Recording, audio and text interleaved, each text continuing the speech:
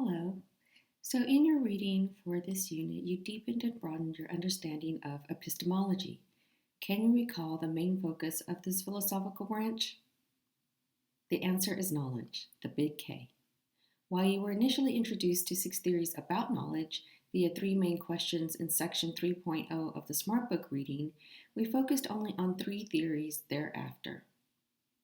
Speaking of questions, can you remember the 3 questions that Law had used to frame your introduction to the 3 theories I referenced?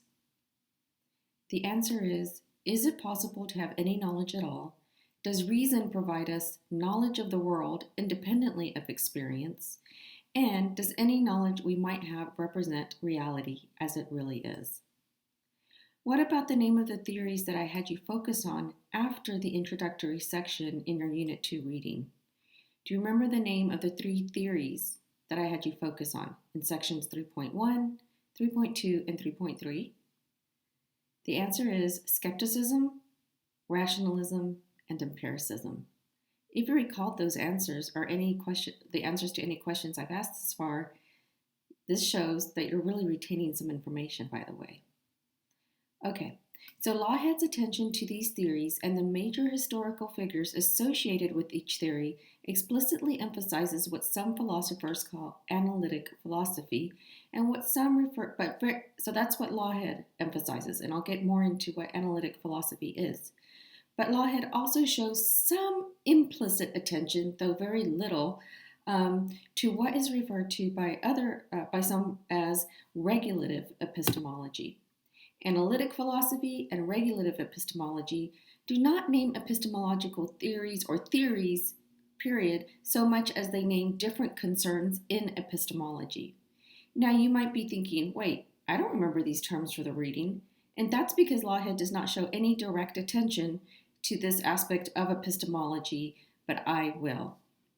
For now, I'm going to offer you an initial distinction made by Nicholas Wolterstorff.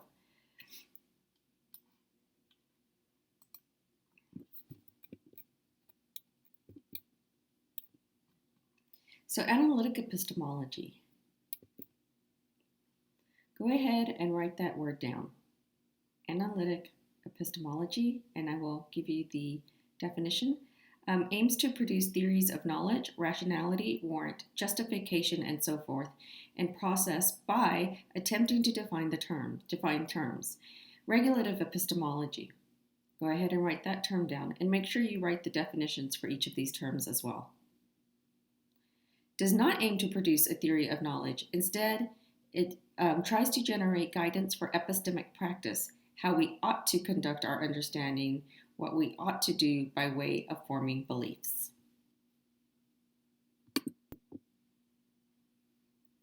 So when it comes to this class, of course, we know that the main topic is philosophy. We would call philosophy a discipline.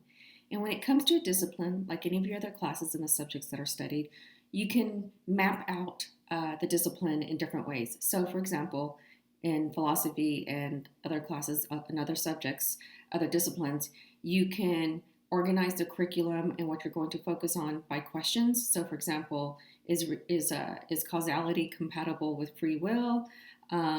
Is it possible to remain the same self over time? What is the nature of reality? Is it possible to have knowledge? So you can break down the study in terms of questions, or you can break down the study of a discipline in terms of the problems it's trying to solve. You can break down a discipline in terms of thinkers.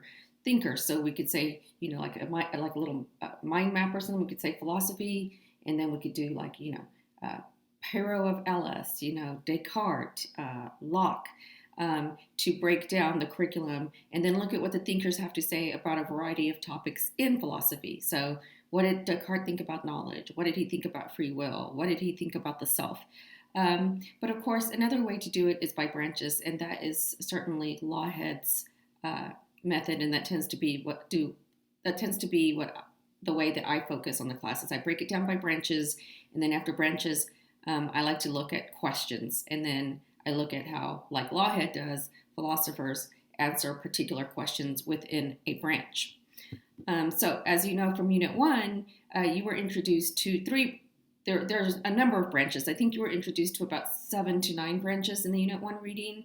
The 3 that we're focusing on in this class will be metaphysics, which has to do with reality. We'll deal with that one during Unit 2. We're starting off with this one, Unit 1, epistemology, which of course focuses on knowledge. And then we're going to be focusing on the branch of ethics, which of course focuses on right or wrong, and that will be our last unit. So now let's talk about epistemology. So we've got philosophy right here, and then you could do like arrows, and you could have metaphysics, or let's say epistemology, metaphysics, ethics. Okay, now let's think about epistemology, the branch.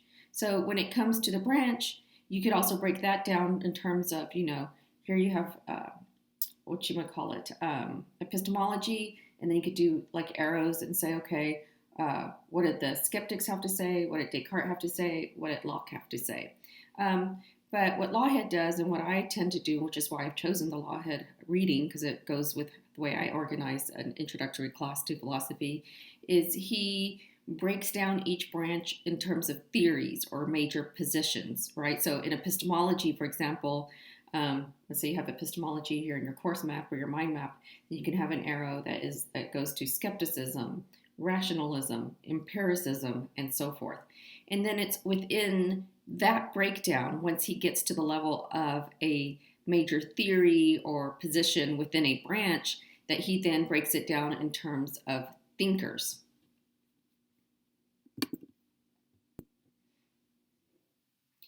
Now, when it comes to the branch of epistemology, we could add a level in our mind map. And that level would have to do with breaking down epistemology in terms of its ultimate goals, its orientation, its purpose, the main problem it's trying to answer.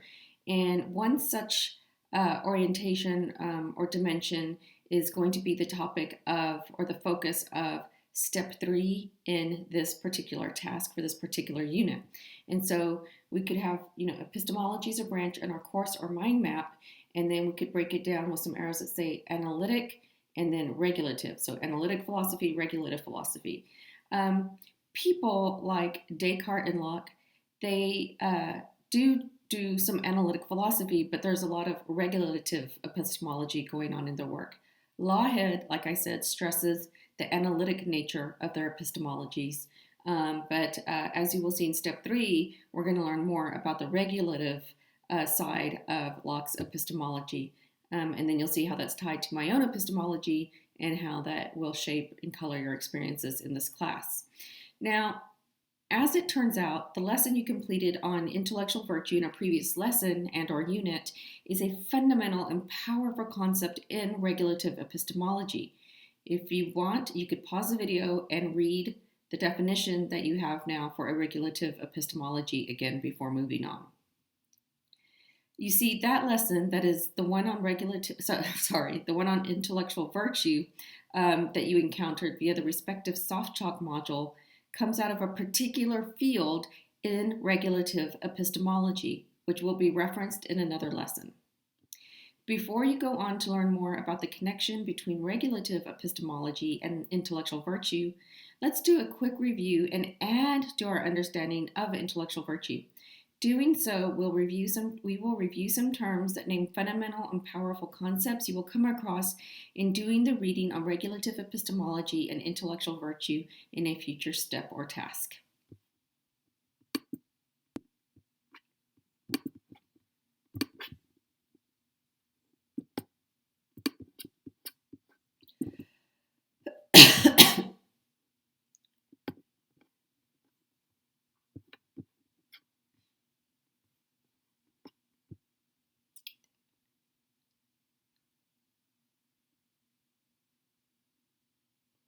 Oh, okay. I did not realize I was still recording. I apologize for my eyes wandering about.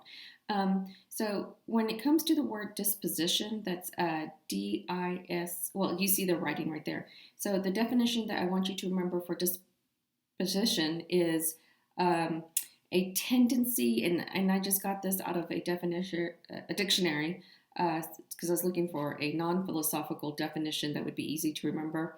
So just think of a disposition as a tendency. Tendency is a very important word. You might even want to look up the word tendency. A tendency to a tendency to think, feel, and react in a certain way. So again, a tendency to think, feel, and react in a certain way. Do not try to distill this definition and boil it down to even fewer words, because then you're going to have a less accurate, less clear, and less precise understanding of how I will be using disposition throughout the semester, but you'll also have a less accurate understanding of how disposition is used in a future lesson or an upcoming lesson. And then you can add to that, after that definition, you can say that, you can think of this as kind of a mental or a mental and or emotional outlook or mood. And then to that, you could add a prevailing state of mind or spirit. Another word that I want to clarify, and it's going to be very important to note this down as well, because it'll help you understand the next lesson better, has to do with this word right here. Let's look at this. So we're still in this bullet right here. You see that I say epistemic goods. All right, so you're already familiar with the root word, right, in epistemic and epistemology, episteme. Remember that episteme means knowledge. Epistemology is a noun that names the branch that is concerned with, with rational discourse about knowledge. Epistemic is the adjective form of the word that otherwise can be used to talk about, knowledge, epistemology, or the branch. So when we're using epistemic, we're using it to describe something. And so here you can see that I have epistemic goods. So here we're not saying like morally good, like she's a good person. No, rather we're using good in a very different way. We're using good as a noun, and I want you to write down that the word good will sometimes refer to in this class, and most of the time when we're talking, I'm backtracking what I was about to say. So right here, the word good is used to describe thinkers and learners, right? The quality of the agent. But when I use the word goods down here, we're using it as a noun. And the definition I want you to write for how we're using the word goods right here is as follows. An advantage or benefit, something which is valued. So again, an advantage or benefit, something which is valued. And I got this definition out of a dictionary. Again, I wanted a common usage definition, not a philosophical one, to make sure you understood how I'm using good. And I got it from a dictionary that I actually recommend, and that's the Macmillan Dictionary. If English is your second language, by the way, I recommend using dictionaries for learners of English language. That will help you a lot. Okay, so then when we put the words epistemic goods together, we are talking about benefits, advantages, or things we value relative to knowledge. As you can see, I have given you examples of epistemic goods, and these include evidence, truth, rationality, understanding, and wisdom.